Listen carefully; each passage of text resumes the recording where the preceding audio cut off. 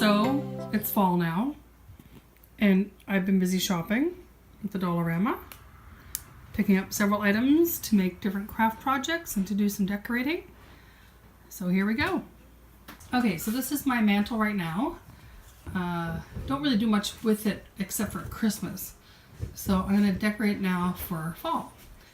So I have those candlesticks, there's a little oil lamp, pitcher, a stained glass pitcher my aunt made, another oil lamp, rock that's painted like a frog, our pitcher, a decanter for wine, which does not actually belong there, and a crystal vase with silk flowers in. And I have the two stained glass pitchers up there. So let's see what we can do. Okay, so this is what we have so far with our dollar store chic. I moved a couple of the pieces around. I added, those are just like one-piece units that hang on the wall. Put one on each side. Added my little shiny pumpkins. Those candle holders with candles I had on a different side table. Those two pieces of garland. And my oil lamp there. Filled my vase with more seasonal looking flowers. I put a pitcher over here and the decanter is back where it belongs. So let's see what we can do to improve upon this look. Okay, so I got my triangle, I got my burlap, and I got a straight edge. I figured I could do these alternating, so I do one in this direction and then one the opposite direction beside it. I got a pencil. I wasn't sure my paper would stay where it needed to be, so I thought I'd get the straight edge to line up, especially since my paper, I folded it, so maybe what I should have done was, after I got the right shape, is cut it, because the folded edge is kind of in my way.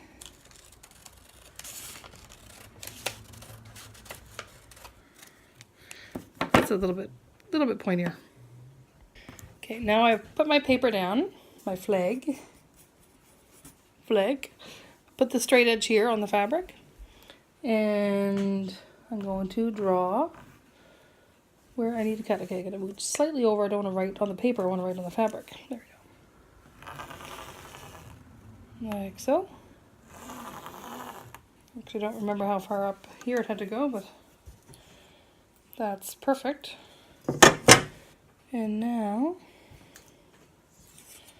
putting it in the other direction, I'll do the same thing.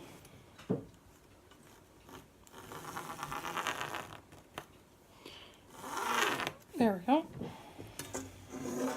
Perfect. Okay, that's one. Now what I thought I could do is just alternate, flip it over, and go the other direction. Right? Do you think that makes sense? That should work. And that way I just reuse that same line there. And now I had to draw this line on this side. As long as I keep the paper lined up with my pencil mark, it should work out. Flip my big ruler over again. I could not find a regular ruler in this house. Imagine that. And what I want to do, of course, I said I want to put Happy Thanksgiving on them. I got to paint that on. So I think, I'm not sure, I might have letter stencils. That would make life easier. If I don't, see how good my freehand is. There, I got high enough? Oh, must have got on the paper over here.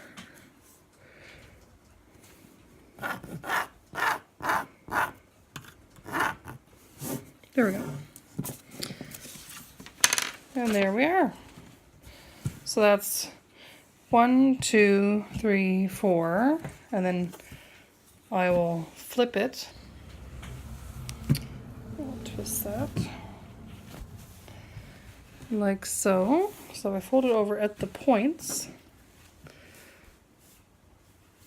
I suppose if one had pins that would be handy too, but I don't feel like going upstairs to mess over and getting them. So folding it over like that.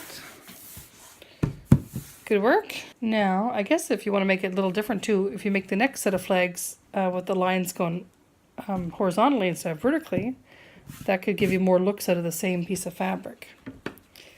So I'm going to cut this now here.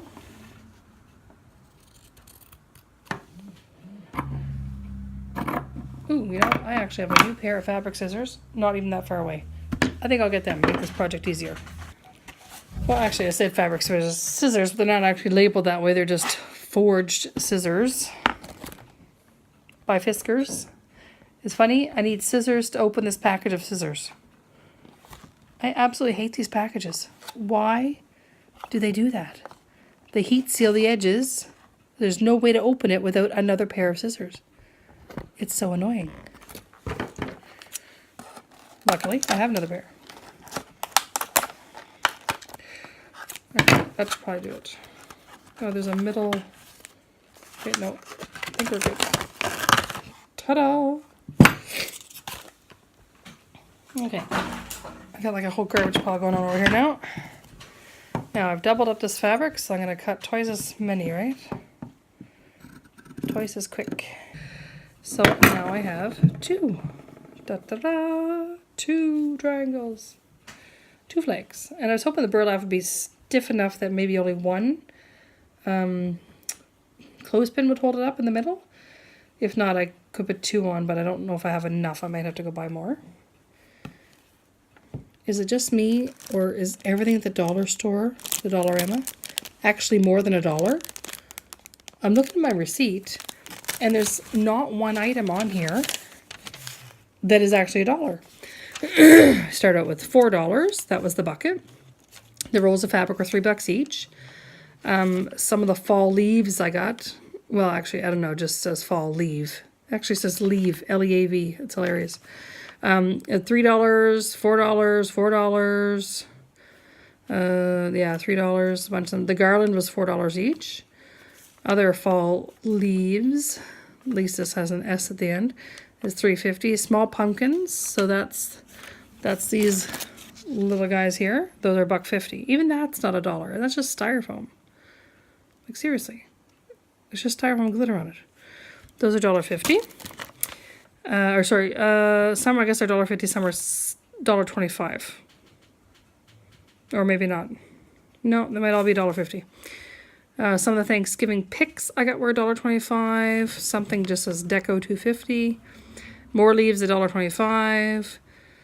Candle holders I got up there were $4 each. Something else, which is probably these guys here. I already cut all the tags off, so I don't remember now, but those are probably $4 well. I got 2 of these for $4 on here. And I got these glass candle holders here. Those are not listed here separately. But yeah, I'm looking here. Everything's at least $1.25. And the whole thing is like $118. So, you know, if these marked up prices were down a little bit, I would have saved a few bucks off it. A few shekels anyway. So this has made 8 for me. I'm going to use the other fabric to do the rest because I'm going to alternate them.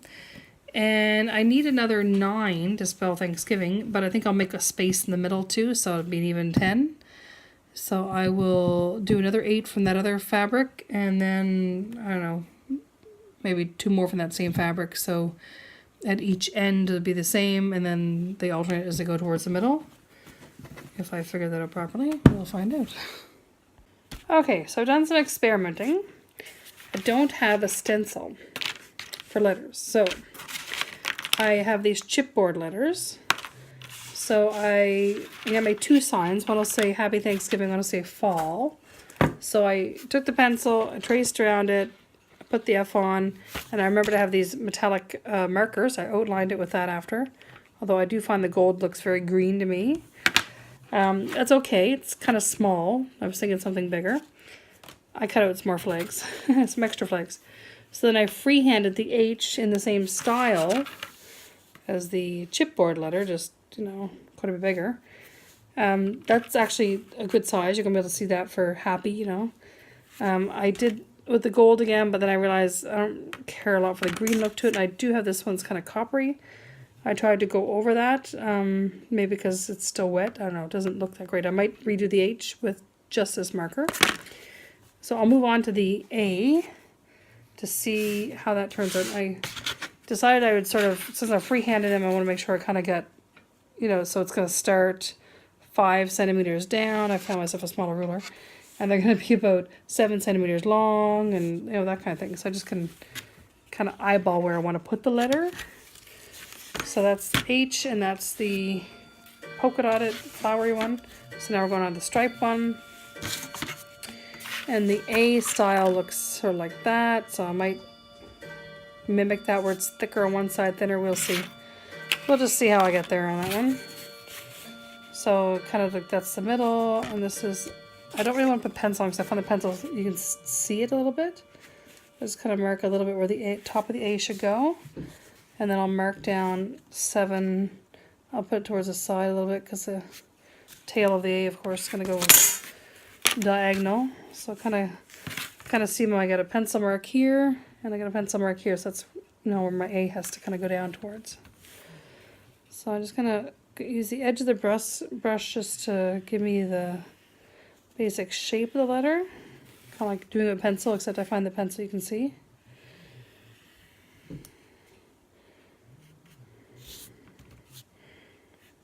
And it's fabric, so it absorbs the paint like crazy. So that's kind of like what it's going to look like, and then I'll just make it thicker. And it leaches through, so I have it on cardboard here. So if you do pick it up, it's going to get, you know, more paint at the back, but I'll let it dry here. I thought it was kind of funny. I should be hanging them up on their clothespins to dry. So I may end up doing that. We'll see how far I get. So I'm just going to use a brush and just fill in the A a bit. You can either go down, which is fine, except I find it runs out of paint very fast because it is going through the fabric. I suppose if you sprayed this with something like a varnish first and then try to paint over it, could work a bit better. Now, I made this side of the A thick, not thin like my little letter there.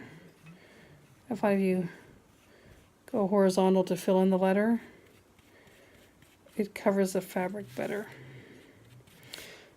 Could make the A thick on that side than the other side. I don't know.